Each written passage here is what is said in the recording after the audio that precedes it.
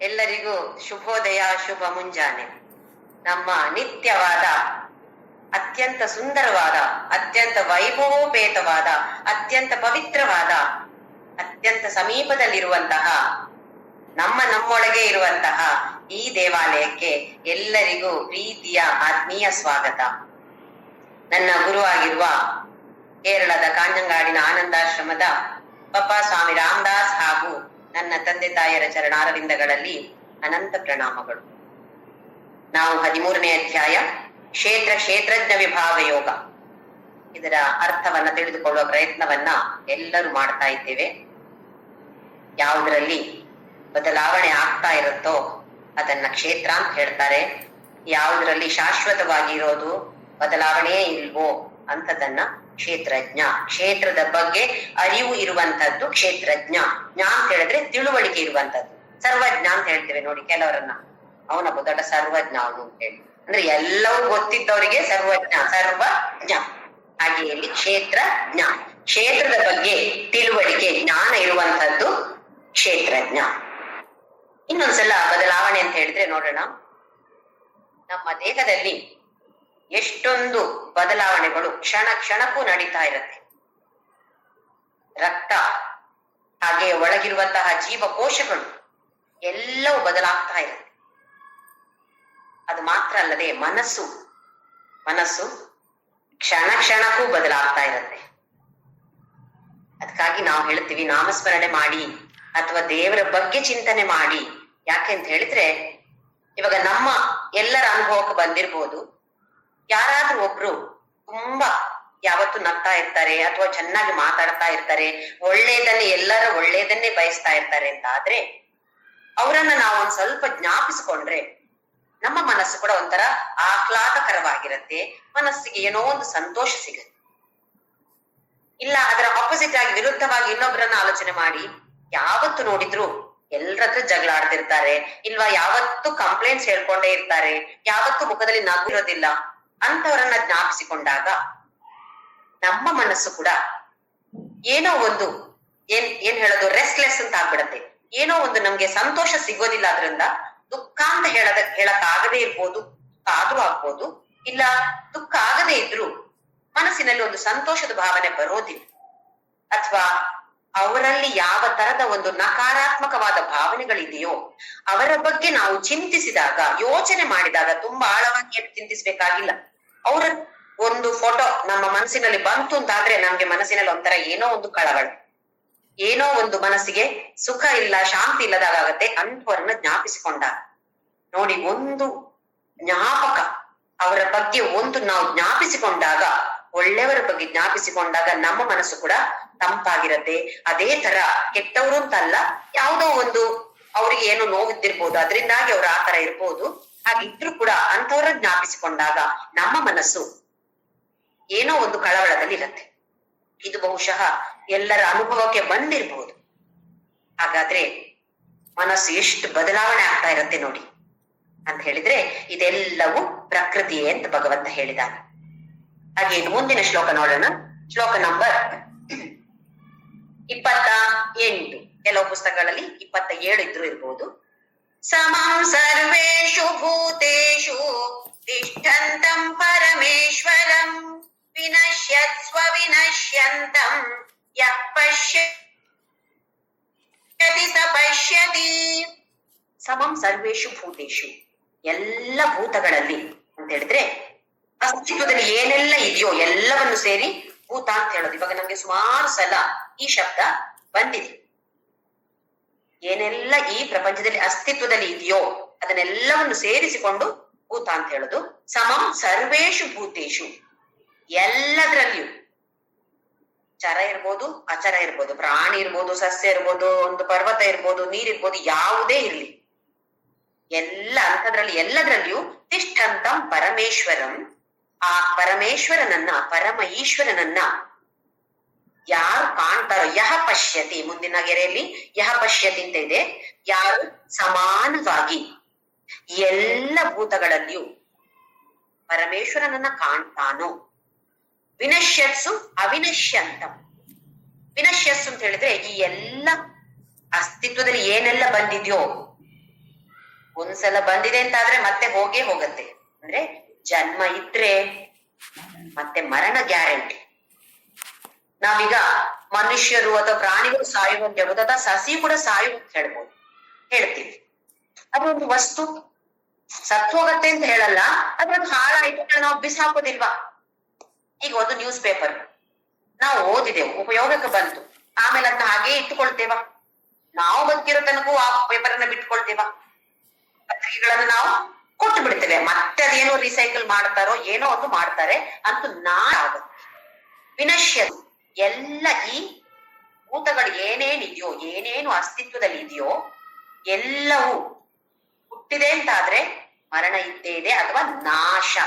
ವಿನಶ್ಯಸು ಎಲ್ಲ ನಾಶವಾಗುವಂತಹ ಎಲ್ಲ ಭೂತಗಳಲ್ಲಿ ಅವಿನಶ್ಯಂತಂ ಅವಿನಾಶಿಯಾದ ಆ ಪುರುಷ ಅಥವಾ ಕ್ಷೇತ್ರಜ್ಞ ಅಥವಾ ಜ್ಞೇಯ ಅಥವಾ ಆತ್ಮ, ಆ ಪರಮಾತ್ಮನನ್ನು ಪರಮ ಈಶ್ವರ ಅಂತೇಳಿ ಯಾರು ತಿಳ್ಕೊಳ್ತಾರೋ, ಯಾರು ಈ ತರ ನೋಡ್ತಾರೆ, ಯಹ ಪಶ್ಯತಿ, ಯಾರಿಗೆ ಈ ತರ ಅನುಭವಕ್ಕೆ ಬರುತ್ತೋ ಸ ಪಶ್ಯತಿ, ಯಾರು ನೋಡ್ತಾರೋ ಅವನು ನೋಡ್ತಾನೆ ಅಂತಂದ್ರೆ ನಿಜವಾಗಿಯೂ ನೋಡುವವನು ಅಂಥವನು ಮಾತ್ರವೇ. ಮತ್ತೆ ನಾವೆಲ್ಲ ಏನ್ ಮಾಡೋದು? ನಾವೆಲ್ಲ ಹೊರಗಿನ ಪ್ರಪಂಚವನ್ನ ಮಾತ್ರ ನೋಡ್ತಾ ಇರೋದು. ಈ ಹೊರಗಿನ ಪ್ರಪಂಚದಲ್ಲಿ ಇರುವಂತದ್ದು ಕೂಡ ಆ ಒಳಗೆ ಇರುವಂತಹ ಪರಮಾತ್ಮ, ನನ್ನ ಒಳಗೆ ಇರುವಂತಹ ಪರಮಾತ್ಮನೇ ಎಲ್ಲರಲ್ಲಿಯೂ ಇರುವಂತವನು, ಎಲ್ಲ ವಸ್ತುಗಳಲ್ಲಿಯೂ ಇರುವಂತವನು ಅಂತ ಹೇಳಿ ನಮ್ಮ ಅನುಭವಕ್ಕೆ ಬರ್ತಾ ಇದೆಯಾ? ನಮ್ಮ ಅನುಭವಕ್ಕೆ ಆತರ ಬರ್ತಾ ಇದೆ. ಸಮಂ ಸರ್ವೇಶು ಭೂತೇಶು ತಿಷ್ಠಂತಂ ಅಂತ ಹೇಳಿದ್ರೆ ಪರಮೇಶ್ವರ ಇದಾನೆ ಅಂತ ಹೇಳ್ಬಿಟ್ಟು ಯಾರಲ್ಲಿ ವಿನಾಶವಾಗುವಂತಹ ಎಲ್ಲ ಭೂತಗಳಲ್ಲಿಯೂ ಅವಿನಾಶಿಯಾದ ಆ ಪರಮೇಶ್ವರನನ್ನು ಸಮಾನವಾಗಿ ಯಾರು ನೋಡ್ತಾರೋ ಅಂಥವನು ನಿಜವಾಗಿಯೂ ನೋಡ್ತಾನೆ ಅಂತ ಹೇಳಿದ್ರೆ ಅವನಿಗೆ ನಿಜವಾದ ಜ್ಞಾನ ಇರುವಂಥದ್ದು, ಸರಿಯಾದ ದೃಷ್ಟಿಕೋನ ಇರುವಂಥವನು ಅಂಥವನು ಮಾತ್ರವೇ. ಇದೇ ತರದ ಒಂದು ಶ್ಲೋಕವನ್ನ ನಾವು 5ನೇ ಅಧ್ಯಾಯದಲ್ಲಿ ವಿದ್ಯಾ ವಿನಯ ಸಂಪನ್ನೆ ಬ್ರಾಹ್ಮಣೆ ಗವಿಹಸ್ತಿನಿ ಶುನಿ ಚೈವ ಶ್ವಪಾಕೆ ಚ ಪಂಡಿತ ಸಮದರ್ಶಿನಃ, ಅಲ್ಲಿ ಪಂಡಿತ ಅಂತ ಹೇಳಿದ ಭಗವಂತ ಅಂದ್ರೆ ಅಜ್ಞಾನಿ. ಎಲ್ಲರಲ್ಲಿಯೂ ಅದು ವಿದ್ಯೆ ಇರೋನಾಗಿರ್ಬೋದು, ವಿನಯ ಇರೋನಾಗಿರ್ಬೋದು, ಇಲ್ಲ ಗರ್ಭಿತನೂ ಆಗಿರ್ಬೋದು, ಇಲ್ಲ ಬ್ರಾಹ್ಮಣ ಆಗಿರ್ಬೋದು, ಒಂದು ಆನೆ ಇರ್ಬೋದು, ಅಥವಾ ನಾಯಿ ಇರ್ಬೋದು, ಅಥವಾ ಚಂಡಾಲ ಇರ್ಬೋದು. ಚಂಡಾಲ ಅಂತ ಹೇಳಿದ್ರೆ ಯಾರು ಕೂಡ ಜಾತಿಯಿಂದಾಗಿ ಚಂಡಾಲ ಅಂತ ಅನ್ಕೊಳ್ಬಾರ್ದು. ತಾಮಸ ಗುಣ ಯಾರಲ್ಲಿ ಜಾಸ್ತಿ ಇರತ್ತೆಯೋ ಅಂಥವರನ್ನ ಚಂಡಾಲ ಅಂತ ಹೇಳೋದು. ಆ ಗುಣಗಳ ಬಗ್ಗೆ ಮತ್ತೆ ಬೇರೆ ಅಧ್ಯಾಯಗಳು ನಾವು ತಿಳಿದುಕೊಳ್ಳೋಣ. ಹೀಗೆ ಎಲ್ಲರಲ್ಲಿಯೂ ಯಾರು ಭಗವಂತನನ್ನು ಕಾಣ್ತಾನೋ ಅವನೇ ನಿಜವಾಗಿಯೂ ಪ್ರಪಂಚವನ್ನ ನೋಡುವವನು ಹೇಳಿ ಭಗವಂತ ಹೇಳ್ತಿದ್ದಾನೆ. ವ್ಯವಹಾರಕ್ಕೋಸ್ಕರ ವ್ಯತ್ಯಾಸ ಇರ್ಲೇಬೇಕು. ಈಗ ಒಬ್ಬ ಪ್ರೈಮ್ ಮಿನಿಸ್ಟರ್, ಒಬ್ಬ ಪಿಯೋನ್, ಇಬ್ರನ್ನು ಒಂದೇ ಸಲ ಸ್ಟೇಜ್ ನಲ್ಲಿ ಕೂರಿಸಿ ಒಂದೇ ತರ ನಮ್ಗೆ ಹಾರ ಹಾಕಿ ಹೀಗ್ ಮಾಡಕ್ ಆಗೋದಿಲ್ಲ. ಯಾಕೆ? ಲೋಕ ವ್ಯವಹಾರದಲ್ಲಿ ಒಬ್ಬೊಬ್ಬರ ಪೊಸಿಷನ್ ಒಬ್ಬೊಬ್ರು ಅನ್ನೋಂದ್ ತರ ಇರತ್ತೆ. ಅದರ ಪ್ರಕಾರವೇ ನಾವು ಸರಿಯಾಗಿ ನೋಡಿಕೊಳ್ಬೇಕಾಗ್ತದೆ. ಓಹೋ, ನಾನು ದೊಡ್ಡ ಜ್ಞಾನಿ, ನನಗೆ ಒಂದು ನಾಯೋ ಸಮಾನ, ಒಂದು prime minister president of the country ಕೂಡ ನನ್ಗೆ ಸಮಾನ ಅಂತ ಹೇಳ್ಬಿಟ್ಟು ಇಬ್ರನ್ನು ಕರ್ಕೊಂಡೋಗಿ ಸ್ಟೇಜ್ ನಲ್ಲಿ ಚೇರ್ ಹಾಕಿ ಕೂರ್ಸಕ್ಕಾಗತ್ತೆ? ಅದು ಮೂರ್ಖತನ. ಹಾಗೆ ಮಾಡಿದ್ರೆ ಮೂರ್ಖತನ. ಅದು ಸುಮ್ನೆ ತೋರ್ಸ್ಕೊಳ್ಳೋದು, ನನಗೆ ಎಲ್ಲ ಗೊತ್ತಿದೆ ಅಂತ ಹೇಳಿ ತೋರ್ಸ್ಕೊಳ್ಳುವಂತವ್ರು. ನಿಜವಾದ ಜ್ಞಾನಿಗೆ ಎಲ್ರು ಒಂದೇ ಆದಾಗ ಯಾರ ಹತ್ರ ತೋರಿಸ್ಕೊಳ್ತಾನೆ ನನಗೆ ಜ್ಞಾನ ಇದೆ ಅಂತ? ಇವಾಗ ನಾವೆಲ್ಲ ಏನ್ ಮಾಡ್ತೀವಿ, ನನಗದು ಗೊತ್ತಿದೆ, ನನಗೆ ಇದು ಗೊತ್ತಿದೆ ಅಂತ ಬೇರೆಯವ್ರ ಹತ್ರ ಹೇಳ್ತೀವಿ. ಯಾಕೆ? ನಮಗೆ ಆ ಜ್ಞಾನ ಇಲ್ಲ. ಹಾಗಾಗಿ ನಮಗೆ ಅವರು ಬೇರೆಯವರು ಅಂತ ಹೇಳುವ ಭಾವನೆ, ಬೇರೆಯವರು ಅಂತ ಹೇಳಿದ್ದ ಭಾವನೆ ಇದ್ದಾಗ ಮತ್ತೆ ನಾನು ಸ್ವಲ್ಪ ಗ್ರೇಟ್ ಅಥವಾ ನಾನು ಸ್ವಲ್ಪ ಕಡಿಮೆ ಅಂತ ಭಾವನೆ ಎಲ್ಲ ಬಂದ್ಬಿಡುತ್ತೆ. ಎಲ್ಲರೂ ಒಂದೇ ತರ ಅಂತ ಯಾವಾಗ ಇರತ್ತೋ ಹಾಗಿದ್ದಾಗ ಏನ್ ಹೇಳ್ಕೊಳ್ಳೋ ಪ್ರಶ್ನೆ ಬರೋದಿಲ್ಲ. ಅವನೇ ನಾನು, ನಾನೇ ಅವನು ಅಂತ ಇದ್ದಾಗ ಇನ್ನು ಅವನಿಗೇನ್ ಹೇಳೋದು ನಾನು? ಈ ತರದ ಬೇರೆ ಬೇರೆ ತರದ ಭಾವನೆಗಳು ಅಂತ ಹೇಳಿದ್ರೆ ಈ ಪುರುಷನನ್ನು ತಿಳಿದುಕೊಳ್ಳದೆ ಅಥವಾ ಪ್ರಕೃತಿಯಿಂದ ಇದೆಲ್ಲ ಆಗ್ತಾ ಇರೋದ್ರಿಂದ ತಿಳಿದುಕೊಳ್ಳದೆ ಇರುವಂತಹ ಅಜ್ಞಾನಿಗಳು, ಅವರನ್ನ ಅಜ್ಞಾನಿಗಳು ಅಂತ ಕರೆಯೋದು. ಅವ್ರು ನೋಡ್ತಾ ಇದ್ರು, ಕಣ್ಣಿದವರಿಗೆ ಭೌತಿಕವಾದ ಕಣ್ಣಿದೆ, ಕಣ್ಣಿದ್ರು ಕೂಡ ಅವರು ನಿಜವಾಗಿಯೂ ನೋಡ್ತಾ ಇಲ್ಲ. ಜ್ಞಾನಿ ಮಾತ್ರವೇ ನಿಜವಾಗಿಯೂ ನೋಡ್ತಾ ಇದ್ದಾನೆ. ನಾವೇನ್ ತಿಳಿದುಕೊಳ್ಬೇಕು ಅಂತ ಹೇಳಿದ್ರೆ ಹೌದು, ಪ್ರಕೃತಿಯಿಂದ ಬಂದಿರುವಂತಹ ಈ ದೇಹ, ಮನಸ್ಸು, ಬುದ್ಧಿ ಎಲ್ಲವನ್ನ ಉಪಯೋಗಿಸಿ ಪ್ರಪಂಚದಲ್ಲಿ ಹೇಗೆ ಬೇಕೋ ಹಾಗೆ ಸರ್ವಥಾ ವರ್ತಮಾನೋಪಿ ಅಂತ ಹೇಳಿದಾನೆ ಭಗವಂತ. ವರ್ತಮಾನದಲ್ಲಿ ನೀನ್ ಹೇಗಿದ್ಯೋ ಹಾಗೇ ಇರು, ನಿನ್ನ ವ್ಯವಹಾರ ಏನಿದೆಯೋ ಅದೇ ವ್ಯವಹಾರ ಮಾಡು, ಯಾವುದೇ ವೃತ್ತಿ ಆದ್ರೂ ಪರವಾಗಿಲ್ಲ, ಅದನ್ನ ಮಾಡಿಕೊಂಡು ಹೋಗು. ಆದ್ರೆ ಒಳಗಿನ ದೃಷ್ಟಿ ಬೇರೆ ಕಡೆ ಇರ್ಬೇಕು. ನಾನು ಯಾರು ಅಂತ ಹೇಳುವ ಭಾವನೆಯನ್ನ ನೆನ್ಪಲ್ಲಿ ಅವಾಗವಾಗ, ಅದಕ್ಕೆ ಹೇಳೋದು ನಾಮಸ್ಮರಣೆ ಮಾಡಿ ಅಂತ ಹೇಳಿ. ಏನು ಭಗವಂತ ಅಂತ ಹೇಳಿದ್ರೆ ಈ ಕೃಷ್ಣನ ಮೂರ್ತಿಯೇ ನೆನಪು ಬರ್ಬೇಕು ಅಂತ ಅಲ್ಲ. ಈ ತರ ಒಳ್ಳೆಯ ಭಾವನೆಗಳನ್ನ ನಾವು ಮತ್ತೆ ಮತ್ತೆ ಜ್ಞಾಪಿಸಿಕೊಂಡಾಗ ನಮ್ಮ ಮನಸ್ಸು ಕೂಡ ಅದೇ ದಾರಿಯಲ್ಲಿ ಹೋಗ್ತಾ ಇರತ್ತೆ. ಇಲ್ಲದಿದ್ರೆ ಒಂದು ಏನೋ ಒಬ್ರು ಕೆಟ್ಟದ್ದು ಮಾಡಿದ್ರು ಅಂತ ಅನ್ಕೊಳ್ಳಿ, ಆ ಕೆಟ್ಟದನ್ನೇ ಮತ್ತೆ ಮತ್ತೆ ಮತ್ತೆ ಮತ್ತೆ ರಿವೈಂಡ್ ಮಾಡಿ ಮಾಡಿ ಬೇರೆಯವರಿಗೆ ಹೇಳಿ, ಫೋನ್ ಮಾಡಿ ಹೇಳಿ, ನಮ್ಮ ಮನಸ್ಸಿನಲ್ಲಿ ಅದೇ ಭಾವನೆಗಳನ್ನ ಮತ್ತೆ ಮತ್ತೆ ತಂದುಕೊಂಡಾಗ ನಮ್ಮ ಮನಸ್ಸು ಕಳವಳಗೊಳ್ಳುತ್ತೆ, ನಮ್ಮ ಮನಸ್ಸು ಗೊಂದಲಕ್ಕೀಡಾಗುತ್ತೆ, ನಮ್ಮ ಮನಸ್ಸು ಕಷ್ಟಪಡುತ್ತೆ. ನಾವ್ ಇದನ್ನೇ ತಾನೇ ಮಾಡ್ತಾ ಇರೋದು. ಯಾರಾದ್ರೂ ಒಂದು ಸ್ವಲ್ಪ ಏನೋ ಒಂದು ನಿಂದನೆ ಮಾಡಿದ್ರು, ನನ್ನ ಬಗ್ಗೆ ನನ್ನನ್ನ ನಿಂದಿಸಿದ್ರು ಅಂತ ಆದ್ರೆ ನನಗೆ ಅದು ಸರಿಯಲ್ಲ. ನನ್ನ ನಿಂದನೆ ಯಾರು ಮಾಡ್ಬಾರ್ದು, ಎಲ್ರು ನನ್ನ ಹೊಗಳ್ಬೇಕು. ಹೊಗಳಿದ್ರೆ ಎಷ್ಟು ಖುಷಿ ಆಗತ್ತೆ ನಮ್ಗೆ. ಎರಡು ಕೂಡ ಸರಿಯಲ್ಲ. ಅವ್ರು ಹೊಗಳಿದ್ರೆ ಓ ಅಂತ ಖುಷಿ ಪಡೋದು, ಇಲ್ಲ ಅವ್ರು ನಿಂದಿಸಿದ್ರೆ ಅಯ್ಯೋ ಅಂತ ದುಃಖ ಪಡೋದು, ಎರಡೂ ಸರಿಯಲ್ಲ. ಇದನ್ನ ಯಾರು ನೋಡ್ತಾರೆ? ಜ್ಞಾನಿ ಆದವನು ನೋಡ್ತಾನೆ. ಹಾಗೆ ಅಂತ ಹೇಳಿ ಜ್ಞಾನಿ ಆದವನು ಸುಮ್ನೆ ಕೂರ್ಬೇಕು ಅಂತ ಕೂಡ ಏನು ಅವಶ್ಯಕತೆ ಇಲ್ಲ. ಅವನು ಇನ್ನೊಬ್ಬರನ್ನ ಸರಿಯಾದ ದಾರಿಗೆ ತರುವಂತಹ ಪ್ರಯತ್ನವನ್ನ ಕೂಡ ಮಾಡ್ತಾ ಇರ್ಬೋದು, ಅದೇ ಅವನ ರೀತಿಯಲ್ಲೇ ಮಾಡ್ತಾ ಇರ್ಬೋದು.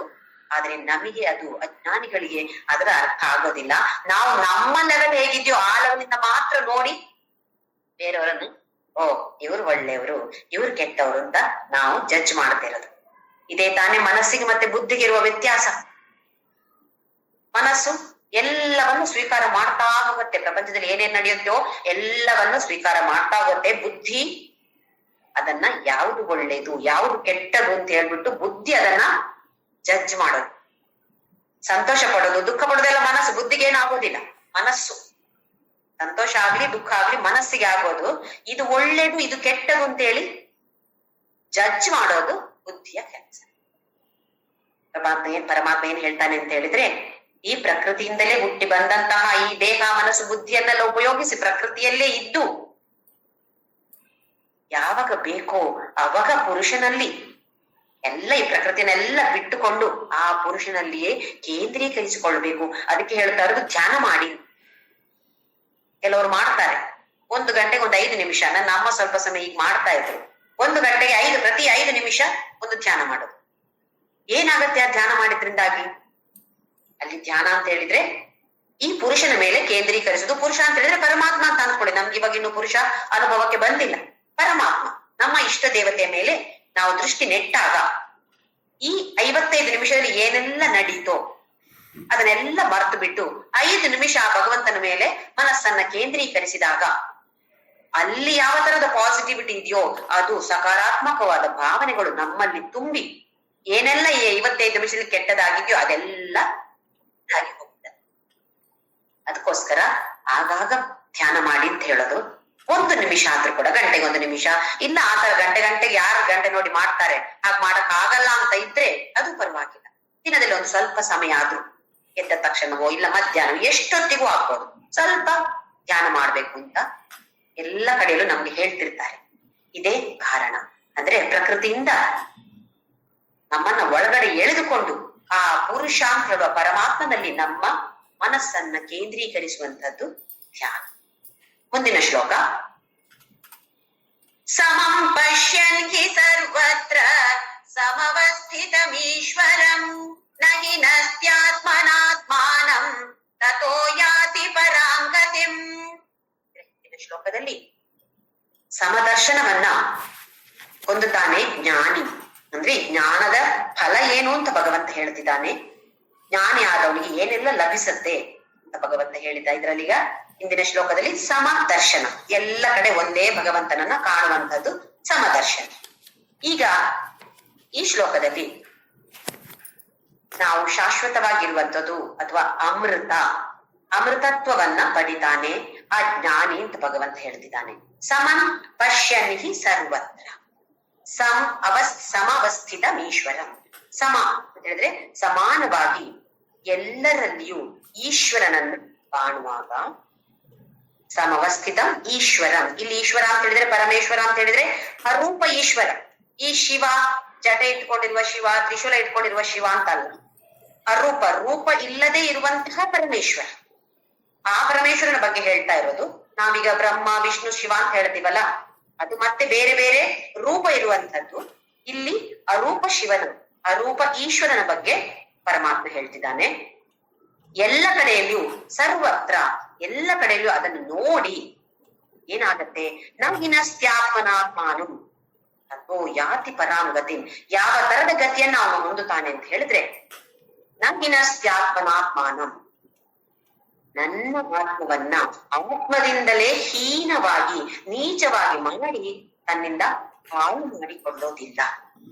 ನನ್ನ ಆತ್ಮವನ್ನ ಆತ್ಮದಿಂದಲೇ ಕೆಳಗೆ ಮಾಡೋದು.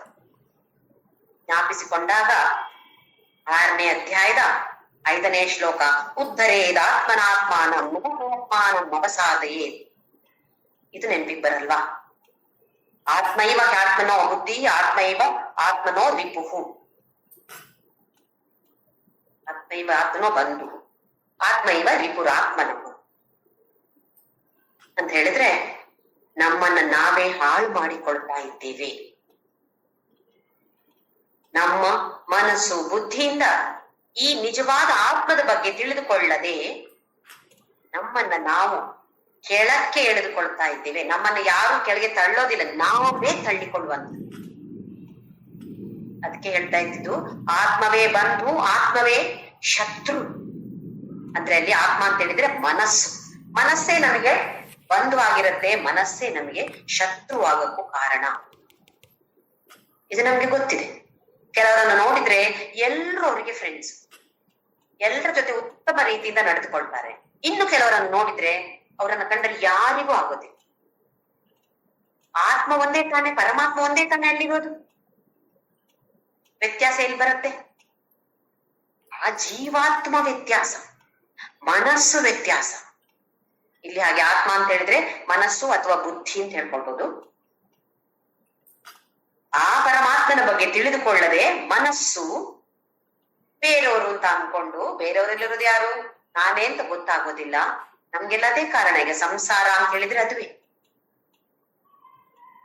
ಏನು ಅಂತ ನಿಜವಾದ ಜ್ಞಾನ ಇಲ್ಲದೆ ಇದ್ದರೆ ಮತ್ತೆ ಸಂಸಾರ ಅಂತ ಹೇಳಿದ್ರು ತುಂಬಾ ಕಷ್ಟ.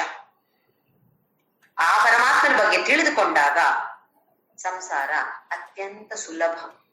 ನಗ್ತಾ ನಗ್ತಾ ಜೀವಿಸ್ಬೋದು. ಕಷ್ಟ ಬರುತ್ತೆ. ಯಾರಿಗೆ ಕಷ್ಟ ಬರುತ್ತೆ? ನನ್ನ ದೇಹಕ್ಕೆ ಕಷ್ಟ ಬರುತ್ತೆ, ನನ್ನ ಮನಸ್ಸಿಗೆ ಕಷ್ಟ ಬರುತ್ತೆ, ನನ್ನ ಬುದ್ಧಿಗೆ ಕಷ್ಟ ಬರ್ಬೋದು. ಆದ್ರೆ ನನಗೆ ಅಲ್ಲ. ನಾನು ಅಂದ್ರೆ ಯಾರು? ಇದನ್ನ ನಾವು ತಿಳಿದುಕೊಳ್ಬೇಕಾದದ್ದು. ಈ ಅಧ್ಯಾಯದಲ್ಲಿ ಅದಕ್ಕೋಸ್ಕರ ಪರಮಾತ್ಮ ಆ ಪುರುಷ ಅಂತ ಹೇಳುವ ಪರಮಾತ್ಮನಿಗೆ ಅತ್ಯಂತ ಪ್ರಾಮುಖ್ಯತೆಯನ್ನು ಕೊಟ್ಟಿದ್ದಾನೆ. ಹಾಗೆ ಪ್ರಕೃತಿಗೂ ಪ್ರಾಮುಖ್ಯತೆಯನ್ನು ಕೊಟ್ಟಿದ್ದಾನೆ. ಯಾಕೆ? ತಿಳಿದುಕೊಳ್ಬೇಕು. ಏನು ಪ್ರಕೃತಿ, ಅದೇನು ಮಾಯಾ ಅಂತ ನಾವು ಕರಿತೀವೋ ಅದೇ ಪ್ರಕೃತಿ. ಪ್ರಕೃತಿ ಸಂಭವಾನ್ ವಿಕಾರಾಂಶ ಗುಣಾಂಶೈವ ವಿಧಿ ಪ್ರಕೃತಿ ಸಂಭವಾನ್. ಎಲ್ಲ ಈ ಪ್ರಕೃತಿಯಿಂದಲೇ ಬಂದಿರುವಂತದ್ದು, ಹುಟ್ಟಿರುವಂತದ್ದು. ನೀನು ಬೇರೆ ಅಥವಾ ನಾನು ಬೇರೆ. ನಾವಿವಾಗ ಯಾರನ್ನಾರು ಕಂಡಾಗ ಒಂದು ನಮಸ್ತೆ ಅಂತ ಹೇಳ್ತೀವಿ, ಅಥವಾ ಕೈಯಲ್ಲಾದ್ರೆ ಹೇಗ್ ಮಾಡ್ತೀವಿ, 2 ಕೈ ಜೋಡಿಸಿ ನಮಸ್ತೆ ಅಂತ ಹೇಳ್ತೀವಿ. ಏನಿದ್ರ ಅರ್ಥ?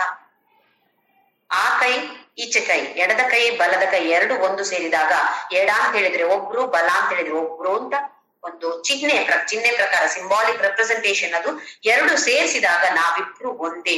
ನೀನು ಬೇರೆ, ನಾನು ಬೇರೆ ಅಲ್ಲ, ನಾವಿಬ್ಬರು ಒಂದೇ. ನಮಃ ತೇ, ನಿನಗೆ ನಮಸ್ಕಾರ. ಯಾರಿಗೆ ನಮಸ್ಕಾರ? ಆ ದೇಹಕ್ಕೆ ನಮಸ್ಕಾರ ಅಲ್ಲ, ದೇಹದ ಒಳಗೆ ಇರುವಂತಹ ಪರಮಾತ್ಮನಿಗೆ ನಮಸ್ಕಾರ ಮಾಡುವಂತ.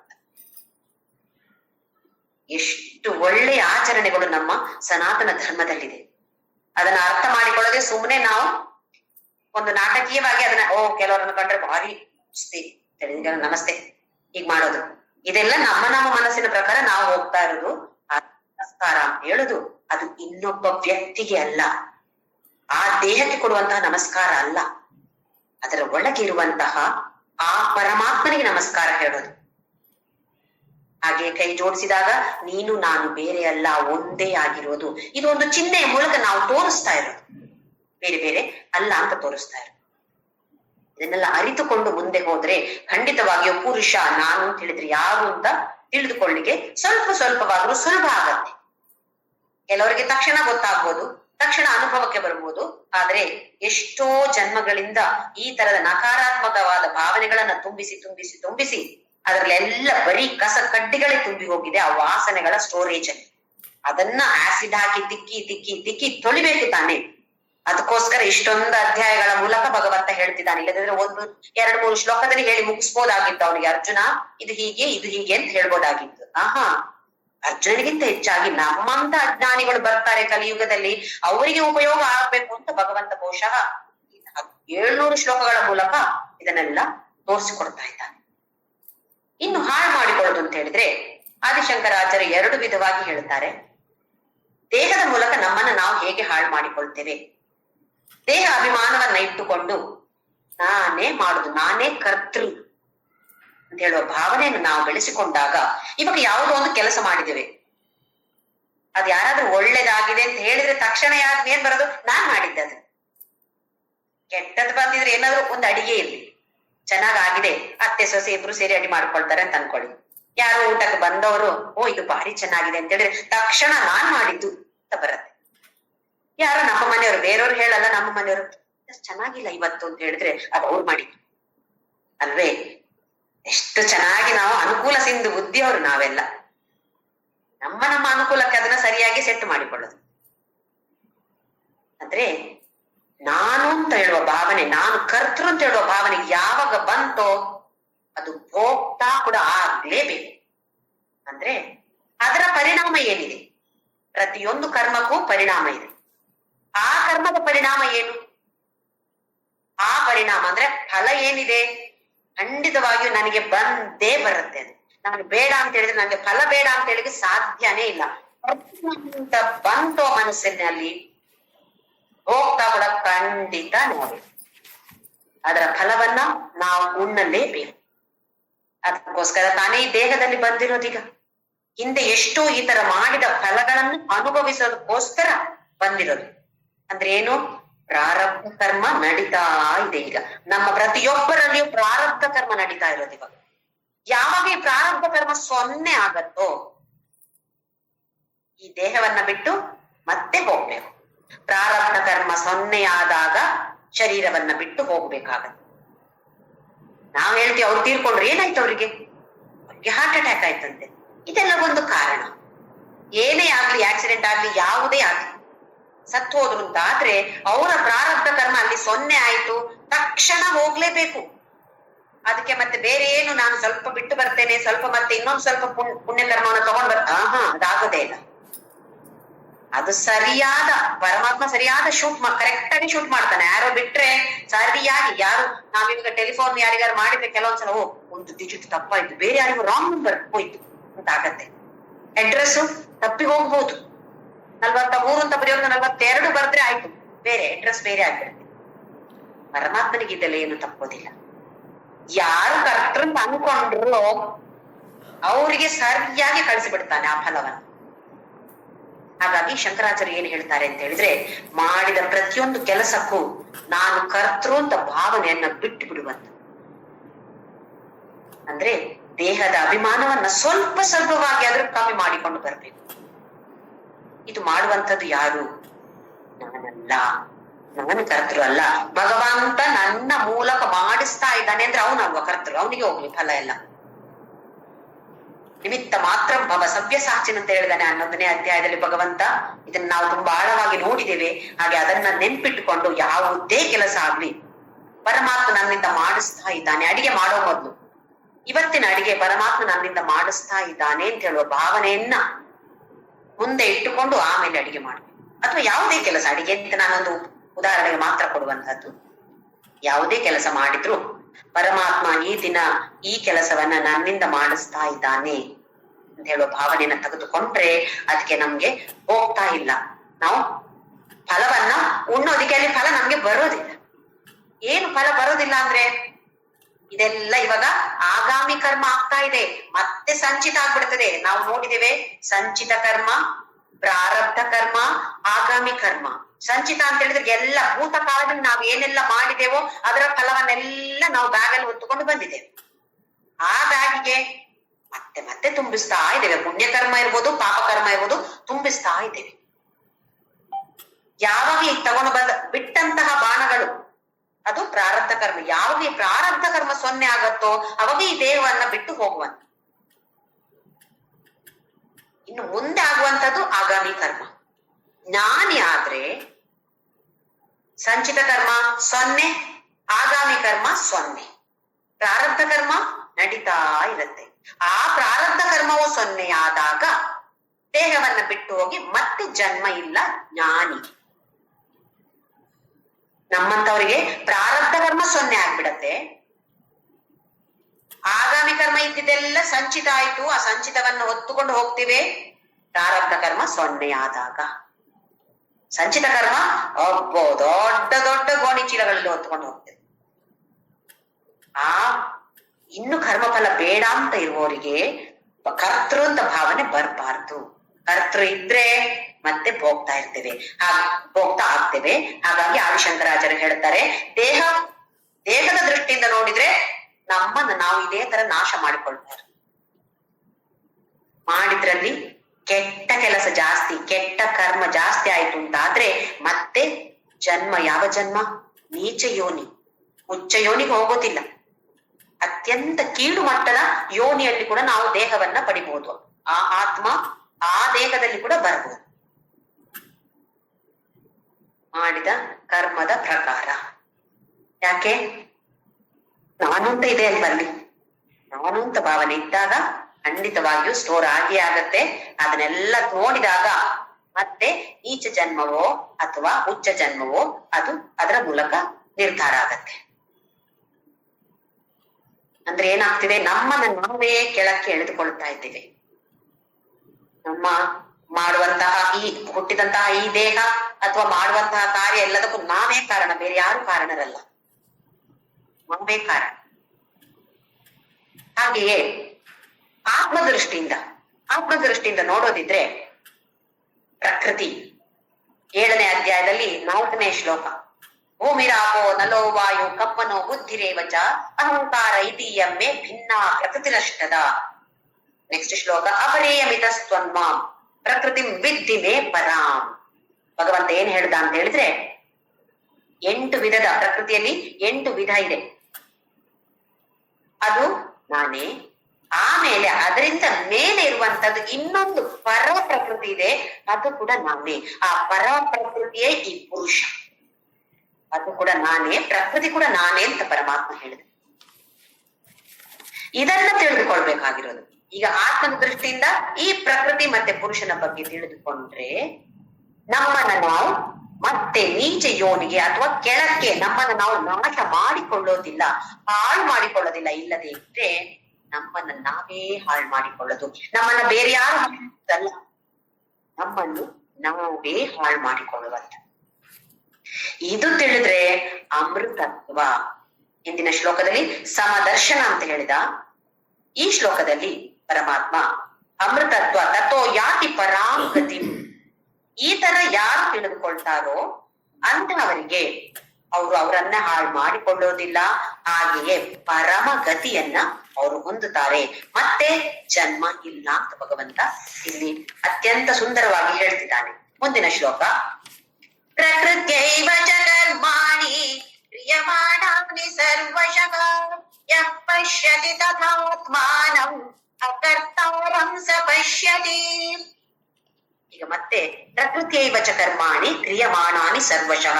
ನಾವು ಮಾಡುವಂತ ಎಲ್ಲ ಕ್ರಿಯೆ, ಎಲ್ಲ ಕಾರ್ಯಗಳು, ಎಲ್ಲ ಕೆಲಸಗಳು ಯಾವುದರಿಂದಾಗಿ ನಡೀತಾ ಇದೆ? ಪ್ರಕೃತಿಯಿಂದಾಗಿ ನಡೀತಾ ಇದೆ. ಪ್ರಕೃತಿಯಿಂದ ಮಾತ್ರ ನಡೀತಾ ಇದೆ ಅಂತ ಯಾರು ಯಹ ಪಶ್ಯತಿ, ಯಾರು ಈ ತರ ತಿಳಿದುಕೊಳ್ತಾರೋ, ನೋಡ್ತಾರೆ ಅಂದ್ರೆ ನೋಡ್ತಾರೆ ಅಂತಲ್ಲ, ಯಾರು ತಿಳಿದುಕೊಳ್ತಾರೋ, ತಥಾ ಆತ್ಮಾನಂ ಅಕರ್ತಾರಂಸ ಪಶ್ಯತಿ, ಪ್ರಕೃತಿಯೇ ಎಲ್ಲವನ್ನು ಮಾಡುವುದು ಹೇಳಿದ್ದಾಗ ಆ ಪುರುಷ ಏನ್ ಮಾಡ್ತಾನೆ? ಏನು ಮಾಡೋದಿಲ್ಲ. ನಾನೇ ಅಂತ ಹೇಳೋದು ಏನ್ ಮಾಡತ್ತೆ? ಏನು ಮಾಡೋದಿಲ್ಲ. ಹೇಗೆ ವಾಹನದಲ್ಲಿ ಇಂಧನ ಪೆಟ್ರೋಲ್ ಇದೆಯೋ ಅದು ಏನು ಮಾಡೋದಿಲ್ಲ, ಬಟ್ ಅದು ಬೇಕಲ್ಲಿ, ಅದು ಇಲ್ಲದೆ ಕೆಲಸ ನಡೆಯೋದಿಲ್ಲ. ಅದು ಬೇಕು, ಅದು ಇದ್ರೆ ಅದರ ಉಪಸ್ಥಿತಿಯಲ್ಲಿ ಮಾತ್ರವೇ ಕೆಲಸ ನಡೆಯುತ್ತೆ. ಅದು ಮಾತ್ರ ಕೆಲಸ ಮಾಡೋದಿಲ್ಲ. ಕೆಲಸ ಮಾಡೋದೆಲ್ಲ ಪ್ರಕೃತಿ. ನಾನೇನಾದ್ರೂ ಮಾಡಿದ್ರೆ ಯಾರು ಮಾಡಿರೋದು? ಪ್ರಕೃತಿ ಮಾಡಿರೋದು, ನಾನಿಂದ ಮಾಡಿರೋದು. ಯಾರು ಈ ತರ ತಿಳಿತಾರೋ ಯಾ ಪಶ್ಯತಿ ತಥಾ ಆತ್ಮಾನು ಅಕರ್ತಾರಂಸ ಪಶ್ಯತಿ. ಪ್ರಕೃತಿಯಿಂದ ಮಾತ್ರವೇ ಈ ಕೆಲಸಗಳೆಲ್ಲ ನಡೀತಾ ಇರೋದು ಅಂತ ಯಾರು ತಿಳಿತಾರೋ ಅಂತವರಿಗೆ ಈ ಪುರುಷ ಅಂತ ಹೇಳುದು ಅಥವಾ ಆತ್ಮ ಅಂತ ಹೇಳುದು ಅಕರ್ತ. ಅವನೇನು ಮಾಡೋದಿಲ್ಲ. ಅಂದ್ರೆ ನಾನು ಯಾರ ಪರಮಾತ್ಮ ಅಂದ್ರೆ ನಾವು. ಹಾಗಾದ್ರೆ ನಾನೇನ್ ಮಾಡ್ತೇನೆ? ಏನು ಮಾಡುದಿಲ್ಲ, ಸುಮ್ಮನೆ ಇರ್ತೇನೆ. ಮಾಡೋದಿಲ್ಲ ಅನ್ಸಿದ್ರೆ ಎಲ್ಲ ಪ್ರಕೃತಿಯೇ ಎಲ್ಲ ಕೆಲಸವನ್ನು ಮಾಡುದು. ಅಂದ್ರೆ ಅಕರ್ತೃತ್ವ ಪ್ರಾಪ್ತಿ. ನಾನೆಲ್ಲ ಮಾಡೋದು ಅಂತ ಹೇಳುವ ಭಾವನೆ ಬರ್ಬೇಕು ಅಂತಾದ್ರೆ ಪುರುಷ ಅಂದ್ರೆ ನಾನು ಅಂತ ಹೇಳಿದ್ರೆ ಪರಮಾತ್ಮ. ನಿತ್ಯೇವ ವಿಭಾವಯೇ ಭವಾನಿ. ಧ್ಯಾನ ಶ್ಲೋಕ ಲಲಿತಾ ಸಹಸ್ರನಾಮ. ನಾನೇ ನೀನು, ನೀನೇ ನಾನು. ಅಹಂ ಇತಿ ಏವ ಭವಾನಿ. ನಾನೇ ಅಭವಾನಿ ಅಂತ ಯಾರು ತಿಳಿದುಕೊಳ್ತಾರೋ ಅಂಥವರಿಗೆ ಈ ಅಕರ್ತೃತ್ವ ಪ್ರಾಪ್ತಿಯಾಗತ್ತೆ. ಅಥವಾ ಜ್ಞಾನಿಗೆ ಒಂದನೇದು ಸಮದರ್ಶನ, ಎಲ್ಲ ಕಡೆಯಲ್ಲೂ ಸಮಾನವಾಗಿ ನೋಡುವಂತಹ ಒಂದು ದರ್ಶನ. ಆಮೇಲೆ ಎರಡನೇದು ಅಮೃತತ್ವ ಪ್ರಾಪ್ತಿ. ಆಮೇಲೆ ಮೂರನೇದು ಅಕರ್ತೃತ್ವ, ನಾನು ಕರ್ತೃ ಅಲ್ಲ ಅಂತ ಹೇಳುವ ಭಾವನೆಯನ್ನ ಆ ಜ್ಞಾನಿ ಬೆಳೆಸ್ಕೊಳ್ತಾನೆ. ಅಂದ್ರೆ ಅದು ಬಂದು ಬಿಡುತ್ತೆ, ಆಟೋಮ್ಯಾಟಿಕ್ ಆಗಿ. ಬೆಳೆಸ್ಕೊಳ್ಬೇಕಾಗಿಲ್ಲ ಅವಾಗ, ಅದು ಆಟೋಮ್ಯಾಟಿಕ್ ಆಗಿ ಬಂದು ಬಿಡುತ್ತೆ. ಅಥವಾ ಜ್ಞಾನದ ಫಲ ಇದು. ಮುಂದಿನ ಶ್ಲೋಕ.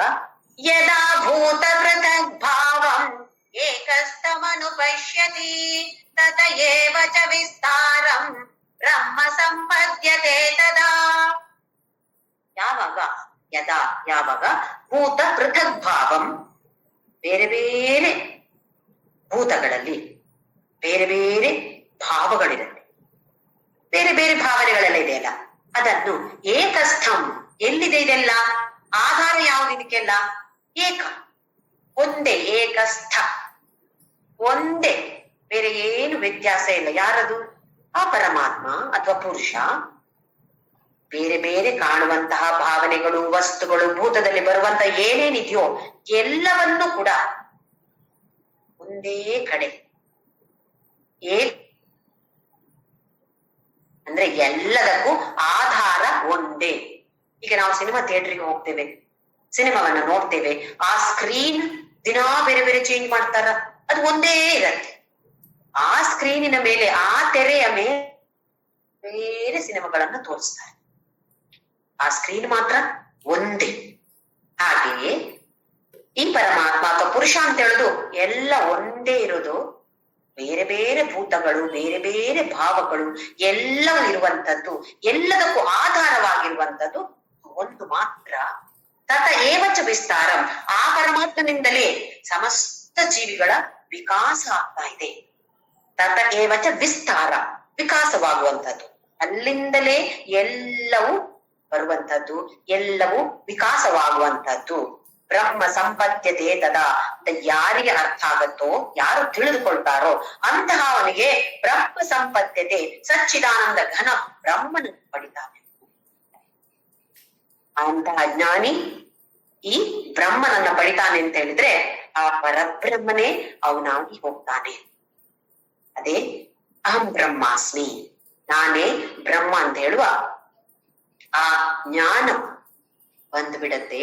ಈ ಪುರುಷ ಪ್ರಕೃತಿಯ ವ್ಯತ್ಯಾಸವನ್ನ ತಿಳಿದುಕೊಂಡಂತಹ, ಅನುಭವಕ್ಕೆ ಬಂದಂತಹ ವ್ಯಕ್ತಿಗೆ. ಮುಂದಿನ ಶ್ಲೋಕ 32ನೇ ಶ್ಲೋಕ. ಅನಾದಿತ್ವ ನಿರ್ಗುಣತ್ವ ಶರೀರಸ್ಥೋಪಿ ಕೌಂತೆಯ ನ ಕರೋತಿ ನ ಲಿಪ್ಯತೆ. ಮತ್ತೆ ಅದನ್ನೇ ಅಕರ್ತೃತ್ವನ ಭಗವಂತ ಹೇಳ್ತಿದ್ದಾನೆ. ಅನಾದಿತ್ವ, ಅನಾದಿ ಅಂತ ಹೇಳಿದ್ರೆ ಆದಿ ಇಲ್ಲದವನು.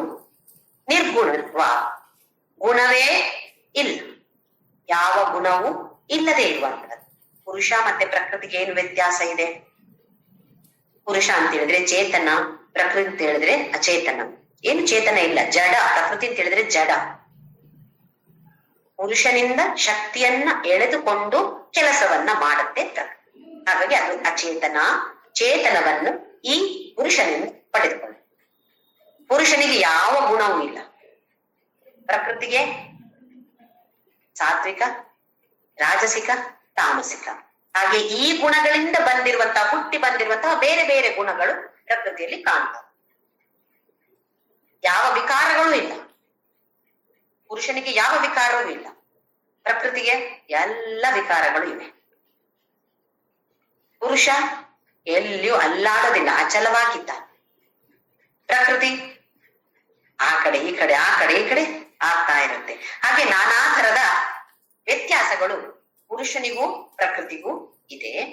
ಇದನ್ನ ತಿಳಿದು ಅನಾದಿ ಆದಿ ಇಲ್ಲದಂತೆ ಇರುವಂತದ್ದು, ನಿರ್ಗುಣತ್ವ ಗುಣವೇ ಇಲ್ಲದಂಥದ್ದು, ಪರಮಾತ್ಮ ಯಮವ್ಯಯ, ಅಯಂ ಪರಮಾತ್ಮ ಅವ್ಯಯ, ಈ ಪರಮಾತ್ಮ ಅವ್ಯಯ ನಾಶವೇ ಇಲ್ಲದಂಥವನು, ಅವಿನಾಶಿ. ಶರೀರಸ್ಥೋಪಿ ಕೌಂತೆಯ ಎಲ್ಲಿದ್ದಾನೆ? ಶರೀರದಲ್ಲಿದ್ದಾನೆ, ಪ್ರಕೃತಿಯಲ್ಲಿದ್ದಾನೆ. ಇನ್ನೊಂದ್ ಕಡೆಯಲ್ಲಿ ಪ್ರಕೃತಿ ಸ್ಥೋಹಿಂತೆ ಓದಿದೆವು. ಪ್ರಕೃತಿಯಲ್ಲೇ ಇದ್ದಾನೆ, ಶರೀರದಲ್ಲಿಯೇ ಇದ್ದಾನೆ. ಶರೀರಸ್ಥ ಅಪಿ ಕೌಂತೆ, ಅಲ್ಲಿದ್ರೂ ಕೂಡ ನಾ ಕರೋತಿ ನಾ ಲಿಪ್ಯತೆ, ಏನು ಕೆಲಸ ಮಾಡುದಿಲ್ಲ, ಶರೀರದಲ್ಲೇ ಇದ್ದಾನೆ. ಆದ್ರೆ ಯಾವ ಕೆಲಸವನ್ನೂ ಮಾಡೋದಿಲ್ಲ. ನಾ ಲಿಪ್ಯತೆ, ಯಾವುದಕ್ಕೂ ಅಂಟಿಕೊಳ್ಳೋದಿಲ್ಲ, ಅಟ್ಯಾಚ್ಮೆಂಟ್ ಇಲ್ಲದೆ ಇರುವಂತವನು. ಅದು ಪುರುಷ, ಅದು ಪರಮಾತ್ಮ, ಅದು ಪರಬ್ರಹ್ಮ, ಅದು ಅಭೋಕ್ತ. ನಾ ಕರೋತಿ, ಏನು ಮಾಡೋದಿಲ್ಲ ಅಂತ ಹೇಳಿದ್ರೆ ಅಕರ್ತೃತ್ವ ಭಾವನೆ ಇದ್ದಾಗ ಅಭೋಕ್ತ ಭಾವನೆ, ಕರ್ತೃ ಭಾವನೆ ಇದ್ರೆ ಭೋಕ್ತಾ ಭಾವನೆ ಬಂದೇ ಬರುತ್ತೆ. ಅಥವಾ ಆ ಫಲ ಭೋಕ್ತ ನನ್ಗೆ ಬೇಡ ಅಂತ ನಾನು ಹೇಳಿದ್ರು ನನಗೆ ಅದರ ಫಲ ಬಂದೇ ಬರುತ್ತೆ. ಕರ್ತೃ ನಾನು ಅಂತ ಹೇಳುವ ಭಾವನೆ ಇದ್ದಾಗ. ಇಲ್ಲೀಗ ಪುರುಷ ಅಂತ ಹೇಳಿದ್ರೆ ಅಕರ್ತೃ ಭಾವನೆ ಅಂತ ಹೇಳಿದ್ರೆ, ಪುರುಷ ಅಂತ ತಿಳಿದವನಿಗೆ ನಾನು ಕರ್ತೃ ಅಂತ ಇರೋದೇ ಇಲ್ಲ.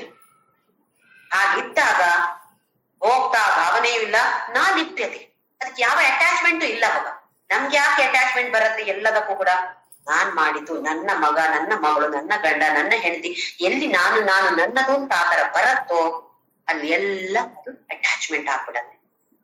ಇದು ಯಾವ ಕೆಲಸವೂ ಮಾಡೋದಿಲ್ಲ. ಹಾಗೆಯೇ ಯಾವ ತರದ ವ್ಯಾಮೋಹವೂ ಇಲ್ಲ, ಯಾವ ತರದ ಬಂಧನವೂ ಇಲ್ಲ.